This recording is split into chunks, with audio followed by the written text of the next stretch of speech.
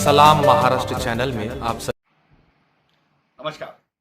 मैं हाजी अराफा शेख, भारतीय जनता पार्टी का एक पदाधिकारी। मैं महाराष्ट्र के मुख्यमंत्री जी एकनाथ शिंदे जी, महाराष्ट्र के उप मुख्यमंत्री हमारे नेता देवेंद्र फडणवीस जी से एक बात कहने के लिए मुखातिब हुआ। मैं देवेंद्र जी आपसे पूछना चाहता हूं कि जिस तरीके से नीतीश राणे कुछ महीनों से मुस्लिम समाज के बारे में, मुस्लिम अल्पसंख्याकों के बारे में, अब तो हमारे पैगंबर के बारे में जिस तरीके से बातें करना शुरू की, कुछ दिनों पहले उन्होंने कहा नगर में कि मस्जिदों में घुस घुस के मारेंगे।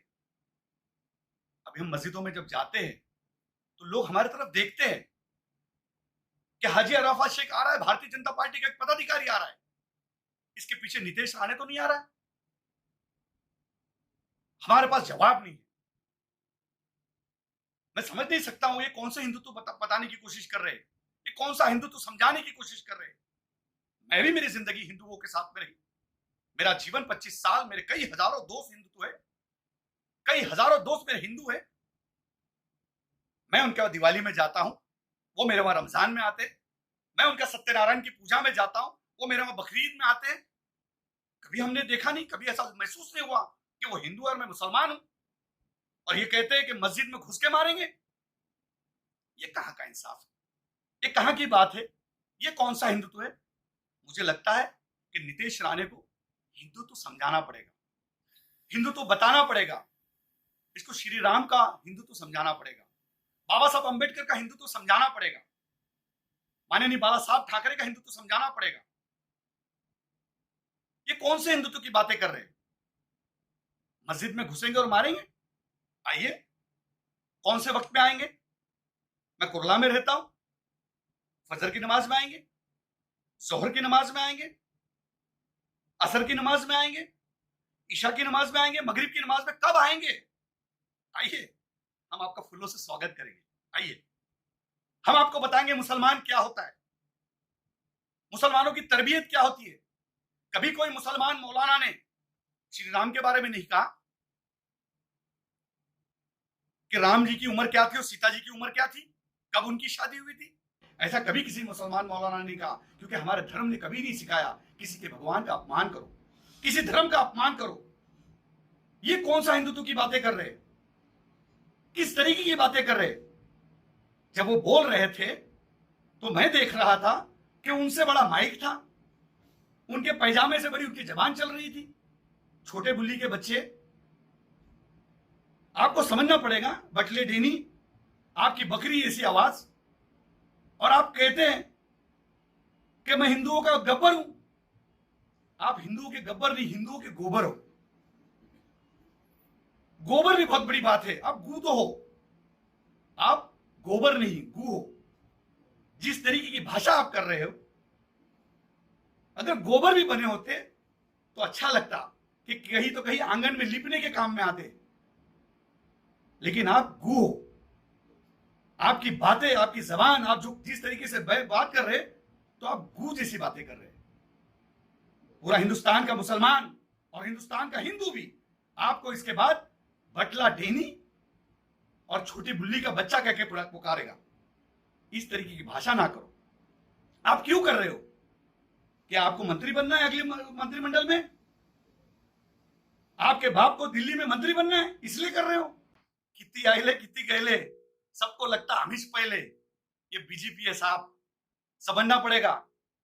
आपके भूखने से ये सारी चीजें नहीं होगी। हिंदुस्तान का हिंदू भी समझदार है। मुसलमान जिस तरीके से समझदार है, वैसा हिंदू भी समझदार है। मेरे हजारों लाखों दोस्त हिंदू है।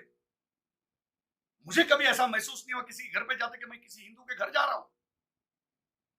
मैं कभी गणपति में गया तो मुझे कभी ऐसा महसूस नहीं हो कि मैं मुसलमान हूं, इनके वहां गणपति में क्यों जा रहा हूं। क्योंकि हमारे धर्म में सिखाया गया है कि तुम दूसरों के धर्मों की इज्जत करो। यही हमारा पहला सबक है, तुम दूसरों के खुदाओं की इज्जत करो। यही हमारा मजहब सिखाता है। और तुम कहते हैं कि मस्जिद में घुस के मारेंगे। अब जिन साधु ने कहा, अब उन्होंने शादी नहीं की तो उसमें हमारा कसूर है। अब उनको नहीं पता कौन कितने साल की उम्र में शादी कर रहा है, किसकी कब शादी हो रही है। लेकिन हमारे पैगंबर के बारे में अगर इस तरीके की बात करेंगे तो ये ठीक बात नहीं है।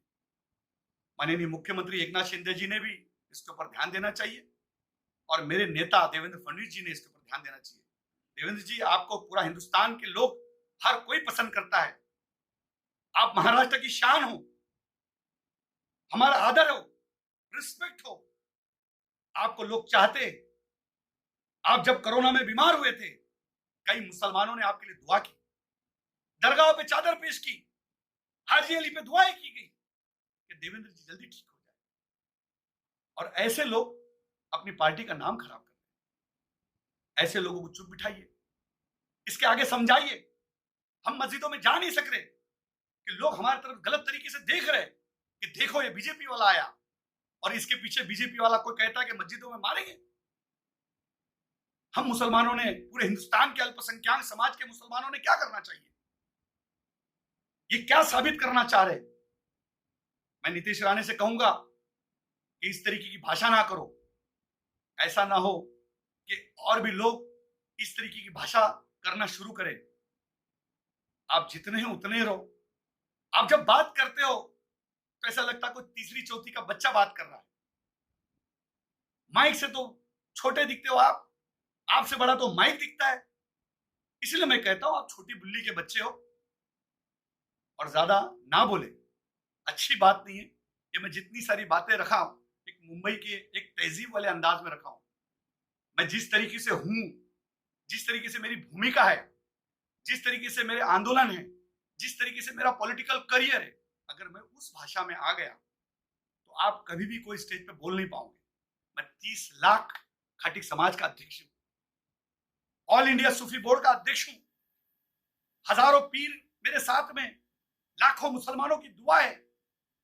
अगर इस तरीके की भाषा करते रहेंगे तो बहुत सारी बातें हमको भी करना पड़ेगी। आपकी शुरुआत कहां से हुई, आपके पिताजी की शुरुआत कहां से हुई, ये सब बोलने मत लगाओ। इसीलिए मैं कहता हूं कि इसके बाद बस, अब इसके बाद नहीं बोलना। एक भी वर्ड हमारे पैगंबर की गुस्ताखी हम नहीं सहेंगे। मैं इस पार्टी में रह के काम कर रहा हूं, हजारों लोगों को जोड़ रहा हूं, हजारों लोग मेरे साथ मुसलमान जुड़े हुए, और उनका जवाब मेरे पास अगर इस तरीके का होगा तो ये बात ठीक नहीं होगी। इसके बाद पैगंबर की शान में जरा भी गुस्ताखी नहीं चलेगी। ये मैं आपको सामने से बताने आया हूं। आप कहते हैं मैं गब्बर हूं, गब्बर हूं। आप गब्बर नहीं, गोबर हो, और गोबर ने गोबर जैसा रहना चाहिए। आप गू तो हो, पर गाय का गू बन जाओ भाई, कुत्ते का गू क्यों बन रहे हो और बदबू फैला रहे हो? ये सब ना करो। मैं एक पार्टी का एक पदाधिकारी नाते आपको समझाने की कोशिश कर रहा हूं। ऐसा ना हो कि और जबान निकले और कोई बातें तहजीब के बाहर चले जाए। इसलिए मैं आपको कह रहा हूं कि इसके बाद बस हो गया। आपने हमारे कौम के खिलाफ बहुत दिनों से बहुत सारी बातें की, हम नहीं चुप रहे, पर पैगंबर की गुस्ताखी हम नहीं सहेंगे। मैं माननीय मुख्यमंत्री जी से कहूंगा, माननीय देवेंद्र जी से कहूंगा, और मुंबई के अध्यक्ष मेरे दोस्त आशीष शेलार जी से कहूंगा कि आप इसे समझाइए, लगाम लगाइए। नहीं तो बहुत सारी चीजें लगाम लगाने हमें भी आती है। इतनी बात आपके सामने रखूंगा, बाकी की बात ब्रेक के बाद। जय हिंद, जय महाराष्ट्र।